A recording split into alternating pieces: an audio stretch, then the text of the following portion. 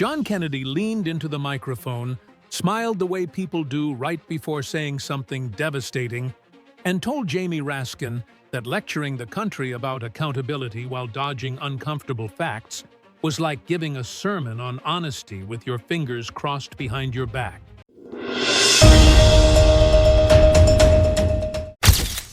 The room stiffened immediately, because that was not a procedural opening. It was a direct strike meant to force a reaction rather than invite agreement.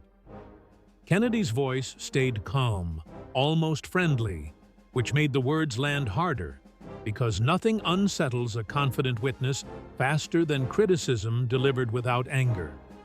He framed it as disappointment rather than accusation, suggesting that Raskin's certainty had outpaced his explanations, and that gap was exactly where public trust goes to die. If you're asking why Kennedy would open that sharply, and why I'm starting here instead of easing into background, stay with me to the end of this video, because the reason for that attack only makes sense once the incentives line up. My view, stated plainly so there's no confusion later, is that this clash was never about who understands the Constitution better, but about who understands the audience watching from home. Kennedy knows that modern political authority is not earned by credentials alone, but by persuading skeptical viewers that you are willing to question your own side out loud. Raskin, by contrast, approaches politics as a courtroom and a classroom at the same time, assuming that coherence and moral framing will naturally override doubt. Neither approach is inherently dishonest, but when they collide, one of them is better designed for YouTube, and that matters more than many lawmakers want to admit. That tension explains why the opening insult felt shocking, because it wasn't emotional, it was tactical. The hearing itself was advertised as a discussion of investigative standards and oversight norms, the kind of bureaucratic language that usually drains a room of energy within minutes. Yet the atmosphere felt different before anyone spoke, because staffers were standing along the walls, reporters were stacked 3 deep, and even seasoned aides were watching instead of multitasking. People do not show up like that for policy. They show up when they sense a narrative collision that might escape the room and live online. This was one of those moments where the official agenda mattered less than the personalities involved and the expectations attached to them. Everyone knew that if sparks flew, they would not be extinguished by parliamentary language. Jamie Raskin sat at the witness table with the posture of someone used to commanding intellectual space, arranging his papers carefully, signaling preparation, discipline, and institutional seriousness. He carries himself like a man who believes the facts are on his side, and that clarity will eventually overpower noise if given enough time. That confidence is not performative in the cheap sense, because it comes from decades of immersion in law, committees, and constitutional debate.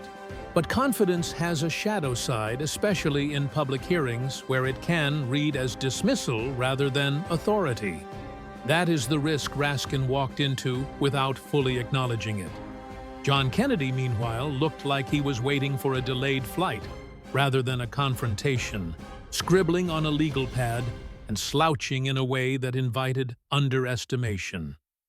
This is a familiar pattern for him, because he understands how quickly audiences and witnesses equate tone with substance. By appearing relaxed, even mildly disengaged, he lowers expectations and creates space for surprise. That surprise is not about theatrics alone, but about timing, because the contrast amplifies whatever comes next. In politics, as in comedy, the pause before the punchline matters more than the punchline itself. When Raskin began his opening statement, he framed congressional investigations as guardians of democracy, emphasizing norms, precedents, and the danger of politicized oversight. He spoke as if the legitimacy of the process should be self-evident once properly explained, and for many institutional audiences, that assumption still holds. But Kennedy was not listening for explanation. He was listening for openings, for moments where theory drifted away from lived perception. That difference in listening styles is critical, because one seeks coherence while the other seeks leverage. The audience at home, whether consciously or not, was deciding which style felt more honest. Kennedy waited until Raskin finished before speaking, which is important, because interruption would have turned the moment into spectacle instead of strategy. When he finally spoke, he did not accuse Raskin of corruption or bad faith, which would have triggered defensive dismissal from half the viewers. Instead, he framed his critique as confusion, saying that for someone who talks so much about transparency, some choices still did not add up. Confusion is a powerful rhetorical device because it invites the audience to feel smart for asking questions rather than angry for taking sides. That is how skepticism spreads without sounding hostile. At this point, the room began to shift, not dramatically but perceptibly, because the debate was no longer about abstract standards. It was about whether those standards were applied consistently and whether confidence alone could substitute for explanation. Raskin responded with precision, referencing norms and practices that are familiar to insiders but opaque to the general public. Kennedy responded by translating that precision into plain language, stripping away context until only the uncomfortable parts remained. This back and forth created the central tension of the hearing, and it is why the opening insult mattered so much. Here is the first uncomfortable question that viewers started asking themselves, even if they did not articulate it out loud. If an investigation is truly airtight, why does criticism feel like an attack rather than an opportunity to clarify? And if defending democracy requires silencing skepticism, does that defense actually strengthen public trust or quietly erode it? Kennedy never asked those questions directly, but he implied them with every pause and every raised eyebrow. Raskin, to his credit, tried to answer them with structure rather than emotion. My critique of both men begins here, because this is where the real story starts to form. Raskin underestimated how much the audience distrusts institutions that ask for deference before offering transparency.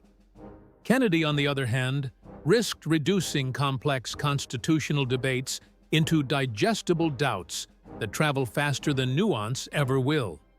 One man relied on coherence, the other relied on instinct, and both understood exactly what they were doing. That is why this was not a misunderstanding, but a collision. The reason Kennedy opened with such a sharp line was not personal animus.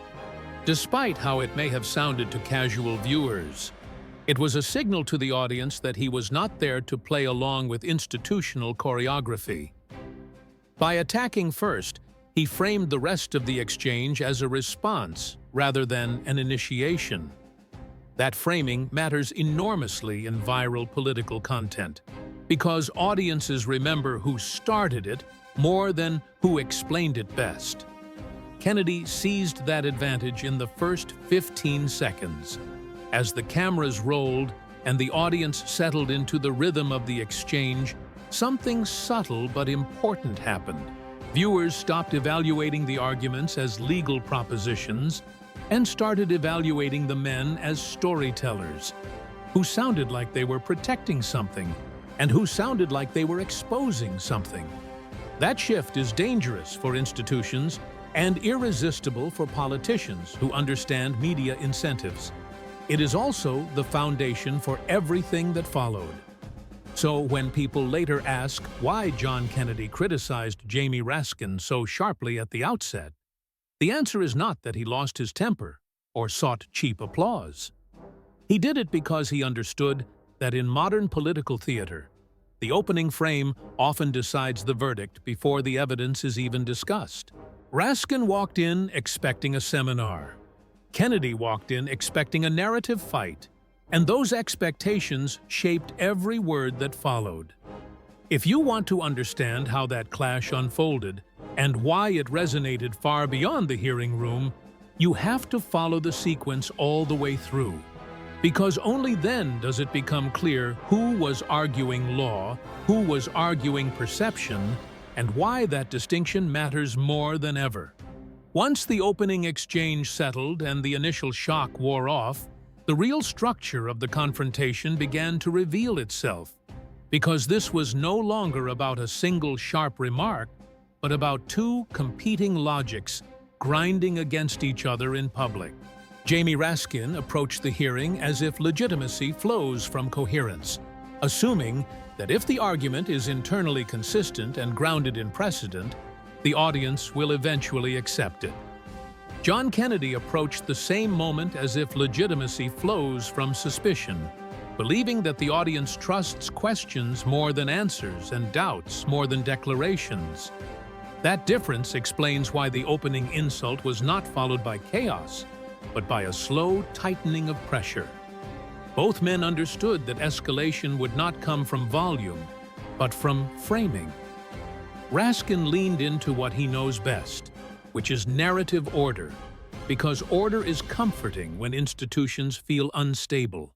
He spoke about process not as a shield, but as proof, implying that adherence to norms is itself evidence of good faith.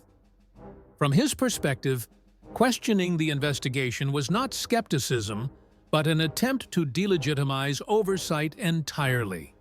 This is a sincere belief, not a cynical one, and it matters to say that out loud, because viewers often confuse conviction with deception. Raskin was not performing doubt because, in his mind, doubt is what bad actors use to muddy clarity. Kennedy heard that framing and recognized it immediately, because it is the same logic institutions have used for decades to quiet discomfort. Instead of attacking it head-on, he reframed it through tone, positioning himself as someone trying to follow the logic rather than dismantle it.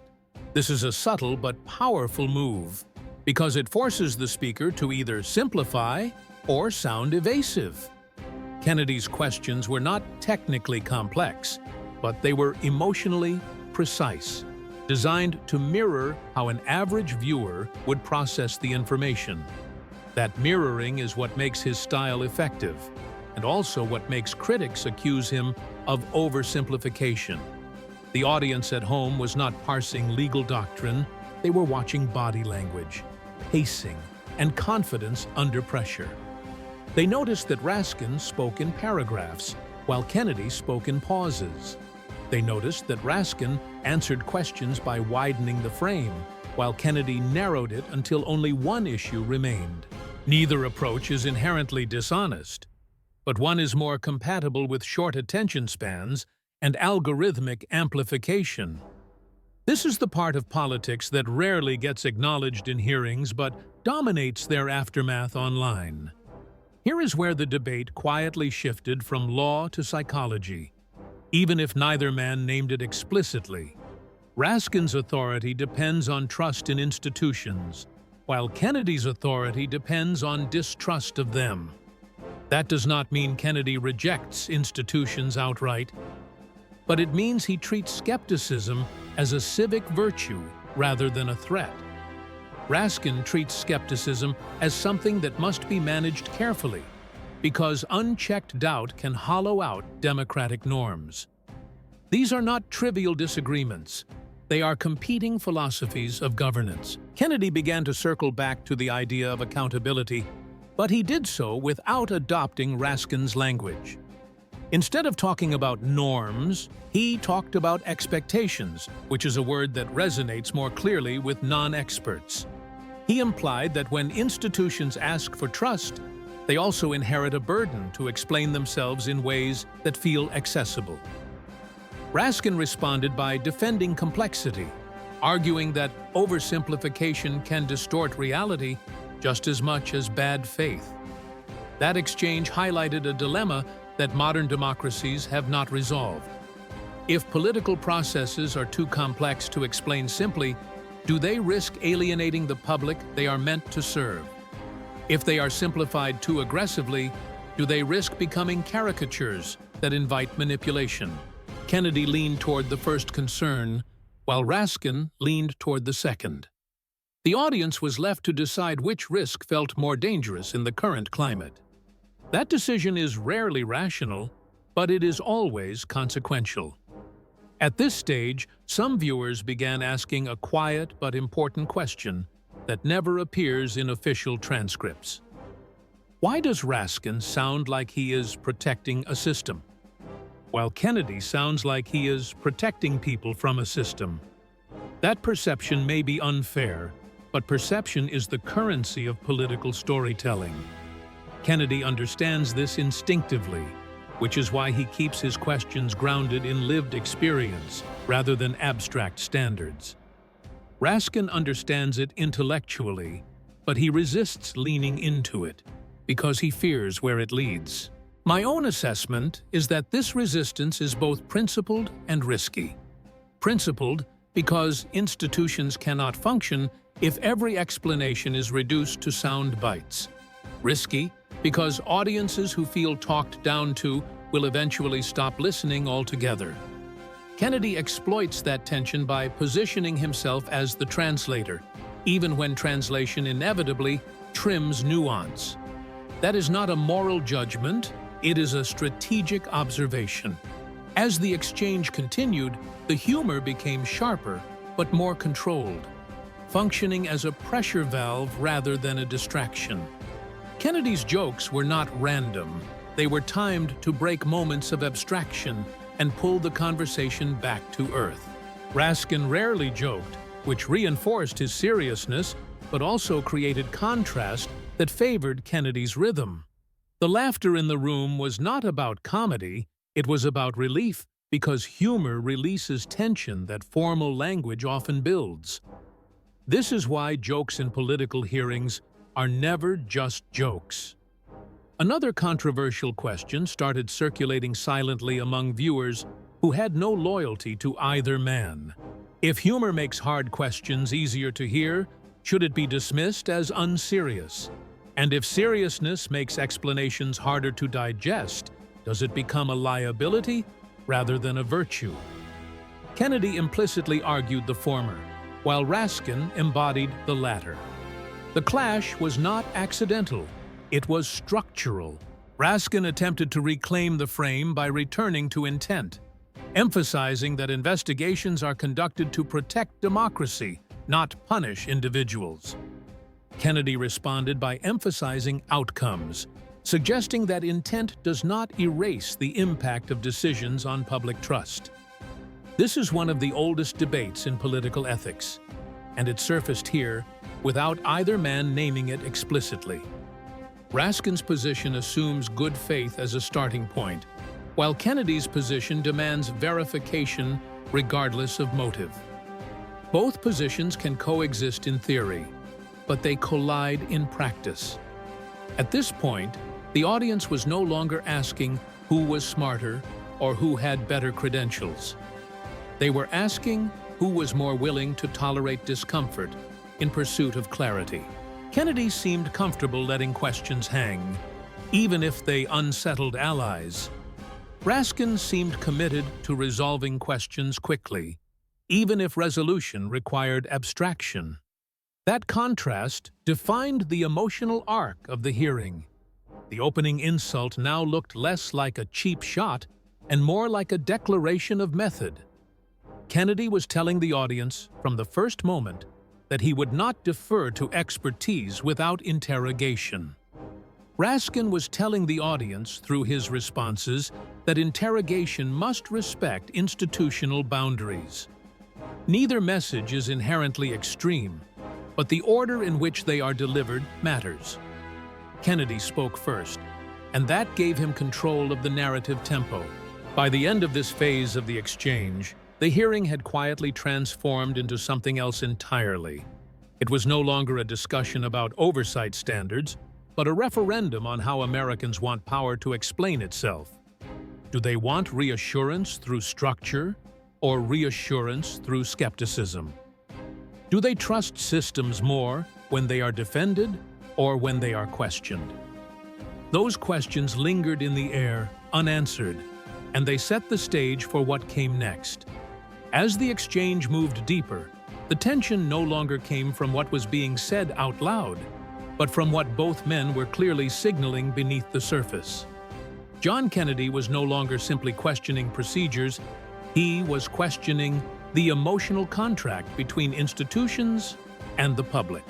Jamie Raskin, in contrast, was defending not just a committee or a process, but the idea that democratic legitimacy survives only if experts are allowed to lead without constant suspicion. This was the moment where the debate stopped being technical and became existential. And once a political argument enters that territory, there is no neutral ground. Raskin's responses began to take on a protective tone, not defensive in the emotional sense, but protective in the institutional sense. He spoke as someone who believes that systems collapse not because they are imperfect, but because people stop believing in their capacity to self-correct. From that worldview, relentless skepticism is not healthy scrutiny. It is erosion. Kennedy heard that concern and deliberately refused to reassure it. Instead, he leaned further into the idea that erosion happens when trust is demanded rather than earned. This is where Kennedy's rhetorical discipline became most visible, because he resisted the temptation to accuse motives directly. He did not say that Raskin acted in bad faith, and he did not say that the process was corrupt. What he did instead was repeat questions that implied the public had been excluded from understanding decisions that directly affected them. The repetition was intentional, because repetition is how doubt takes root. Each time Raskin answered by referencing structure, Kennedy answered by referencing perception. Viewers watching this unfold were not evaluating legal merit. They were evaluating credibility under friction. They noticed that Raskin's explanations grew longer, while Kennedy's questions grew shorter. They noticed that Raskin increasingly framed criticism as a threat to democratic norms, while Kennedy framed it as a necessary stress test. This created an asymmetry that favored Kennedy in short-form clips, even if Raskin's arguments were more complete in long-form context. That asymmetry is one of the quiet forces shaping modern political outcomes. At this point, humor returned, but it returned sharpened, functioning less as relief and more as contrast. Kennedy's dry remarks landed not because they were funny in isolation, but because they punctured the density of institutional language. Each joke carried an implicit message that complexity should not shield power from accountability. Raskin did not laugh, and that refusal itself became part of the story. To some viewers, it reinforced seriousness, while to others it reinforced distance. A controversial question began to circulate more openly in comment sections and live chats as the hearing streamed. If an institution cannot explain itself clearly without sounding defensive, is that a failure of communication or a warning sign? Raskin would argue it is the former, because complex realities require complex explanations. Kennedy would argue it is the latter, because opacity breeds mistrust regardless of intent. The hearing never resolved that question, but it exposed it clearly. From my perspective, this was the moment where Kennedy gained momentum, not because he won an argument, but because he aligned himself with uncertainty. Audiences under stress do not crave certainty as much as they crave validation of their confusion. Kennedy validated confusion by asking questions that sounded like the ones people ask at home. Raskin challenged confusion by attempting to replace it with structure and precedent. In calmer times, Raskin's approach might have prevailed. But this was not a calm time, and both men knew it. Kennedy subtly referenced broader distrust without naming it, allowing viewers to project their own grievances onto his questions. Raskin named threats directly, which limited the range of interpretation and narrowed emotional engagement. Neither approach is inherently manipulative, but one is more adaptable to fragmented audiences. Adaptability, not accuracy, often determines reach. As the exchange continued, Raskin attempted to reassert authority by invoking historical comparisons. He spoke about past investigations, past crises, and the lessons institutions learned from them. Kennedy listened carefully and then redirected the focus to the present, suggesting that historical success does not guarantee current legitimacy. This redirection was subtle but powerful because it framed history as context rather than justification. Viewers tend to trust leaders who address the present more than those who defend the past. The tone in the room shifted again, this time toward visible discomfort among staff and observers, not because anything explosive had been said, but because the questions were accumulating without satisfying resolution. Raskin's answers were correct within his framework, yet they did not dissolve doubt. Kennedy's questions were incomplete, yet they amplified unease. That imbalance is often where political damage occurs.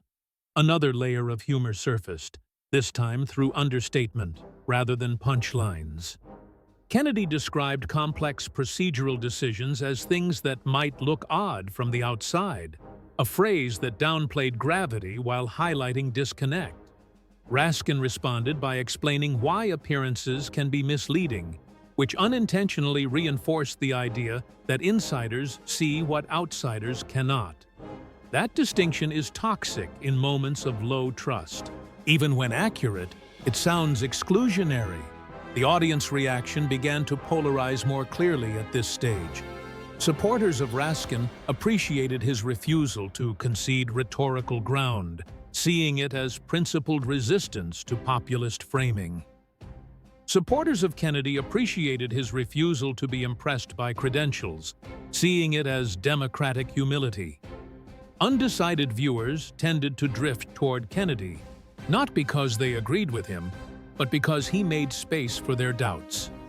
Space for doubt is often more persuasive than answers. Kennedy then posed a question that appeared simple, but carried strategic weight. He asked not whether procedures were followed, but whether the public could reasonably understand why certain decisions were made. Raskin answered by reaffirming that understanding is a responsibility shared between institutions and citizens. Kennedy replied that shared responsibility does not excuse one side from clarity. That exchange crystallized the philosophical divide more clearly than any policy detail. At this point, the hearing stopped feeling like oversight and started feeling like theater, but not in the dismissive sense. It became a performance of competing values, each man playing his role with precision. Raskin was the guardian of institutional continuity, careful, deliberate, and resistant to narrative shortcuts.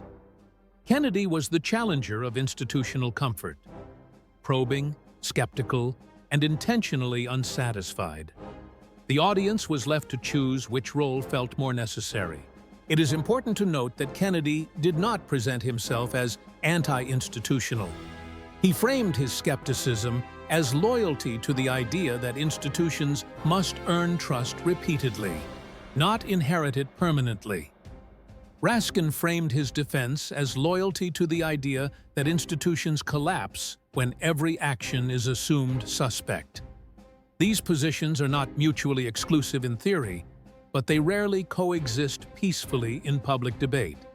The friction between them is where political meaning is forged.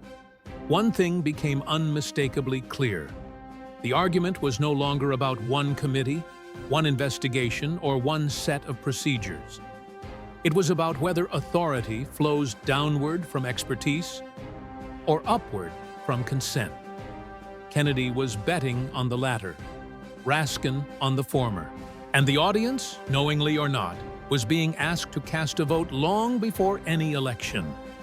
By the time the exchange reached this stage, the room itself seemed to recognize that something irreversible had already happened.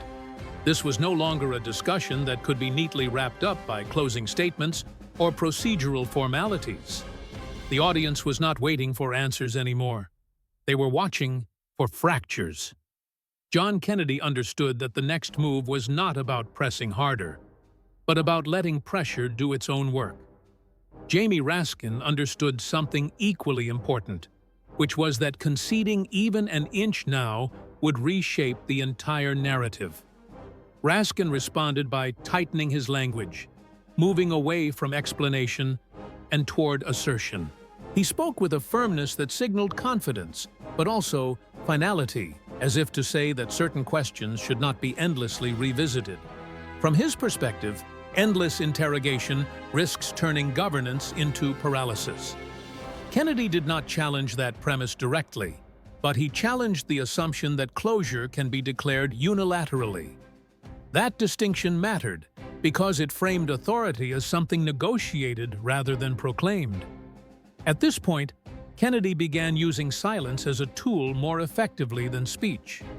After several of Raskin's longer responses, he paused just long enough for discomfort to surface. Those pauses created space for viewers to replay what they had just heard and decide for themselves whether it felt sufficient. Raskin filled those silences with further clarification, which paradoxically made the pauses more powerful. Silence, in political theater, often speaks louder than rebuttal. A subtle shift occurred in how the audience interpreted confidence. Raskin's certainty began to read as rigidity to some viewers, while Kennedy's calm questioning began to read as patience. Neither man changed his core approach, but perception shifted as repetition accumulated. Kennedy never claimed to have definitive answers, and that restraint enhanced his credibility among undecided observers. Raskin's certainty, once reassuring, began to feel brittle under sustained pressure. This is where the humor took on a darker edge, not cruel, but pointed. Kennedy described certain procedural decisions as technically correct but emotionally confusing, a phrase that resonated instantly. Raskin pushed back, emphasizing that emotional comfort cannot be the standard for constitutional action. That response was logically sound, but emotionally mismatched to the moment. The audience was reacting emotionally whether anyone liked it or not. A new question emerged in the public conversation, sharper and more uncomfortable than before. If institutions prioritize being correct over being comprehensible, do they risk losing moral authority? Raskin would argue that moral authority comes from fidelity to law, not popularity. Kennedy would counter, implicitly, that fidelity without trust is fragile. The hearing never resolved this tension, but it amplified it dramatically. From a strategic standpoint, Kennedy began to benefit from something he never explicitly claimed. He benefited from appearing unconcerned with winning the exchange. By not seeking resolution, he avoided the burden of proof that Raskin had accepted.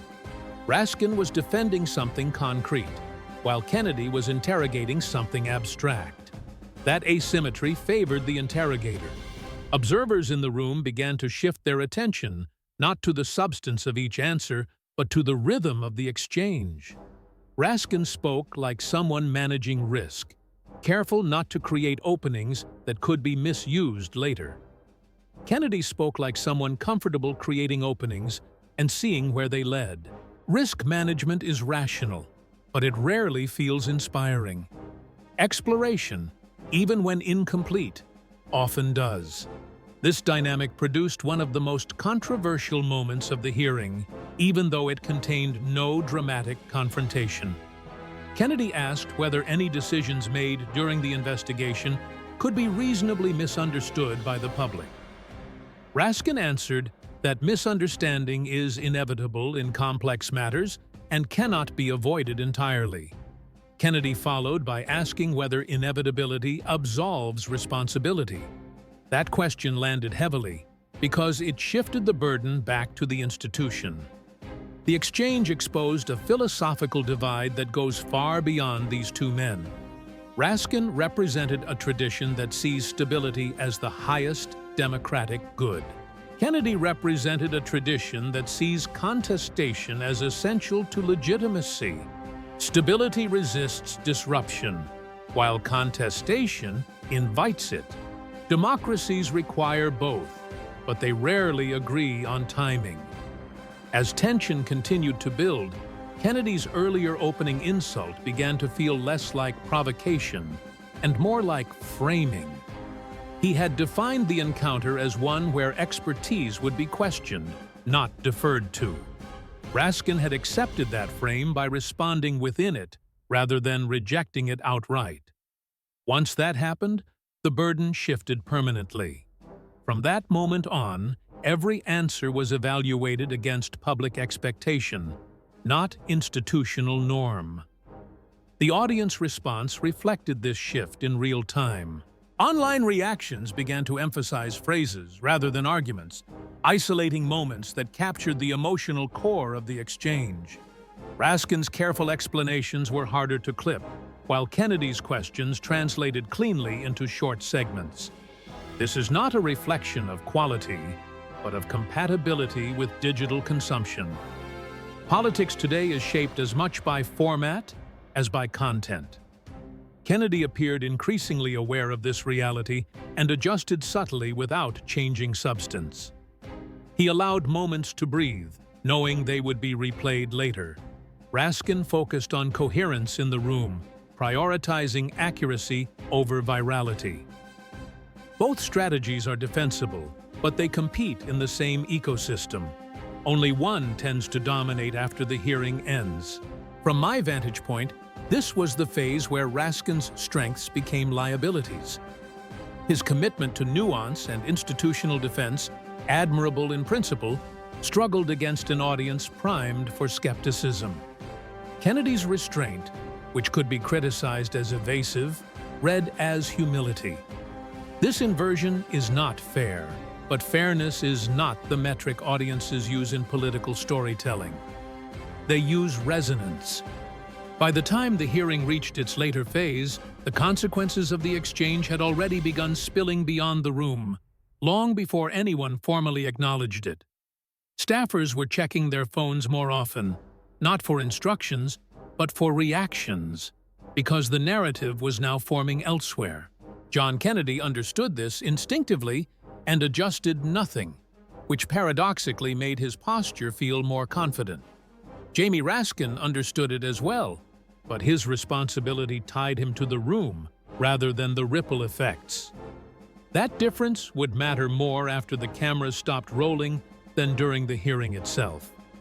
Raskin attempted to regain narrative control by shifting from defense to warning. He spoke about the dangers of delegitimizing oversight, framing skepticism as something that could be weaponized by bad actors. This was not a rhetorical trick, but a genuine concern rooted in recent history. Kennedy listened carefully and then responded by suggesting that public trust collapses faster when institutions appear insulated from scrutiny. The two positions passed each other without touching, each internally coherent, but externally incompatible. At this stage, Kennedy's earlier restraint began to look intentional rather than passive. He did not escalate language, but he sharpened implication, allowing viewers to draw their own conclusions. This is a risky approach because implication can be misinterpreted, but it is also powerful because it invites participation. Raskin's approach required acceptance. Kennedy's invited judgment. Judgment is more engaging than acceptance, especially in polarized environments. A new wave of humor surfaced, quieter and more ironic than before. Kennedy described the situation as one where clarity keeps getting postponed, a phrase that sounded mild but carried weight. Raskin countered that clarity often emerges only after careful review, not during public interrogation. That response was reasonable, but it reinforced the sense of delay that Kennedy had highlighted. Delay, even justified delay, reads poorly when trust is already thin. The audience reaction began to settle into patterns rather than spikes. Supporters of Raskin defended his seriousness, arguing that governance cannot be reduced to slogans or vibes. Supporters of Kennedy argued that seriousness without accessibility feels like dismissal. Those in the middle began framing the exchange as symbolic rather than substantive. Symbols travel farther than substance, whether anyone likes it or not. This was also the point where political incentives became impossible to ignore. Raskin had little reason to concede ground because doing so would validate critiques that extend beyond this hearing. Kennedy had little reason to resolve doubt because unresolved doubt sustains attention and leverage. Both men were acting rationally within their roles, even if their rationality pulled in opposite directions. Understanding this does not require cynicism, only realism. From my perspective, this phase revealed the cost of each strategy more clearly than earlier moments.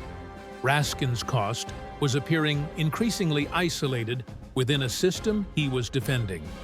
Kennedy's cost was appearing comfortable with ambiguity, which can border on irresponsibility if overused. Neither cost was fatal in isolation, but they accumulated quietly.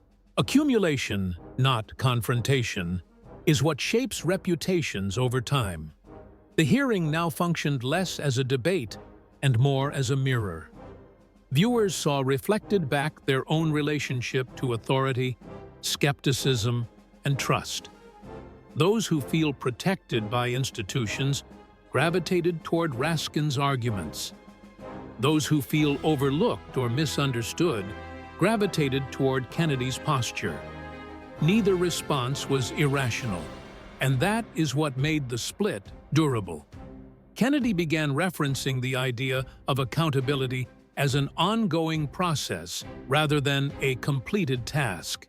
He implied that declaring closure does not end scrutiny. It merely shifts where scrutiny occurs. Raskin resisted this framing, warning that endless scrutiny risks normalizing delegitimization. This back and forth exposed a deeper fear on both sides.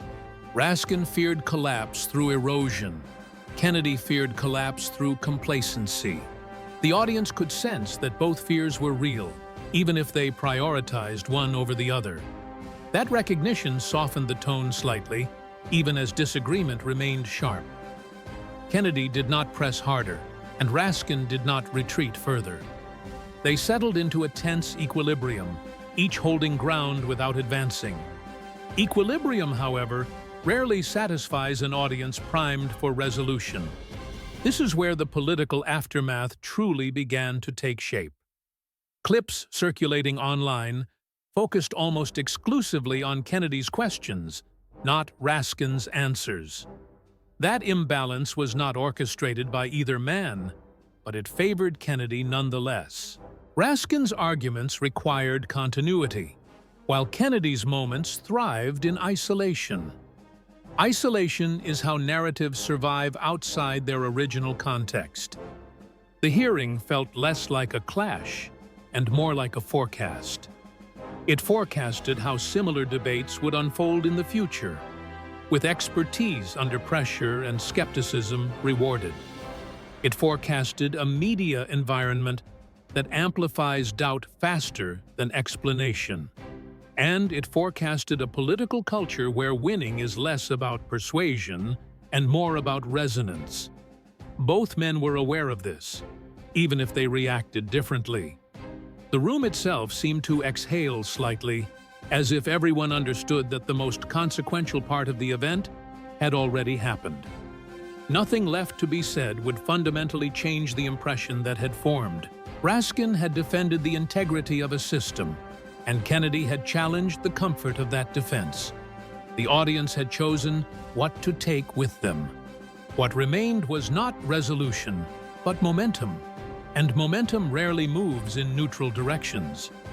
By the time the hearing reached its final moments, there was a quiet understanding in the room that no formal closing statement would resolve what had been set in motion. The exchange had already escaped the boundaries of the committee. carrying with it impressions, alignments, and emotional cues that would outlive any transcript. John Kennedy appeared almost relieved by this reality because unresolved tension was not a failure of his strategy, but its endpoint. Jamie Raskin appeared resigned to it because he understood that some battles are not won in the room where they are fought. The closing phase was less about persuasion and more about positioning for what comes next. Raskin made one final effort to anchor the discussion in responsibility, emphasizing that democratic systems survive not because they are popular, but because they are resilient. He spoke about the long arc of institutions, reminding listeners that trust is built over decades and can be destroyed quickly by reckless doubt. This was not a plea, but a warning, delivered with the gravity of someone who has seen systems weaken before. Kennedy did not interrupt or challenge the substance of that warning. Instead, he allowed it to stand, knowing that its impact depended entirely on whether the audience already trusted the speaker. Kennedy's final posture was striking in its restraint. He did not attempt to summarize or rebut, and he did not claim victory. He simply reiterated, through tone rather than words, that questions do not disappear because answers are asserted. That silence functioned as a closing argument in itself, reinforcing the idea that accountability is ongoing rather than episodic. For viewers already inclined toward skepticism, that silence was more persuasive than any speech. At this point, the audience reaction had fully separated from the event itself. Online discussions were no longer referencing the hearing in chronological order, but rearranging moments to fit broader narratives. Raskin's warnings were framed by supporters as evidence of statesmanship. Kennedy's questions were framed by supporters as evidence of courage. Both framings ignored complexity, but both were effective. From an analytical standpoint, this is where the asymmetry between explanation and doubt becomes decisive. Explanation requires context, patience, and continuity. Doubt requires only a spark and a receptive audience. Raskin's final remarks were designed for history, for records, and for institutional memory. Kennedy's posture was designed for the present, for sentiment, and for momentum. Neither approach is illegitimate, but they operate on different timelines. Institutions think in years, sometimes generations. Audiences think in moments, often seconds. This mismatch is not new, but it has become more consequential in an environment dominated by clips, headlines, and algorithmic reinforcement. The hearing was not an anomaly. It was a demonstration. What made this final phase especially revealing was the absence of escalation. No voices were raised, no rules were broken, no dramatic confrontation occurred. Yet the effect was cumulative and irreversible. Raskin had articulated a defense of democratic process that was intellectually sound and morally serious. Kennedy had articulated a challenge to democratic comfort that was emotionally resonant and strategically disciplined. As the gavel came down and the session ended, the contrast between the two men felt complete rather than unresolved. Raskin walked away having fulfilled his duty as he understands it, protecting institutions from what he sees as corrosive doubt. Kennedy walked away having fulfilled his duty as he understands it, protecting the public's right to question authority without apology. Neither man conceded, and neither man needed to. The audience had already rendered its verdict in fragments. In the days that followed, the consequences became clearer. Kennedy's questions continued circulating, detached from their original context, but amplified by repetition. Raskin's explanations circulated less widely, but more deeply among those already inclined to listen. This divergence is not accidental. It reflects the underlying mechanics of modern political communication. What spreads fastest is not always what endures longest. My own conclusion is less about who prevailed and more about what was revealed. The hearing exposed a widening gap between how institutions believe legitimacy is maintained and how the public experiences legitimacy in real time. Raskin represents a belief that democracy is safeguarded by rules, continuity, and expert stewardship. Kennedy represents a belief that democracy is safeguarded by relentless questioning and public discomfort. Both beliefs contain truth, and both become dangerous when held alone. The most important takeaway is not that one man outperformed the other, but that the system now demands fluency in both languages. Institutions that cannot tolerate skepticism will lose trust. Skepticism that refuses responsibility will lose coherence. The future belongs to those who can bridge that divide without exploiting it. This hearing showed how far apart those poles have drifted. In the end, no law was changed, no policy rewritten, and no formal decision reversed.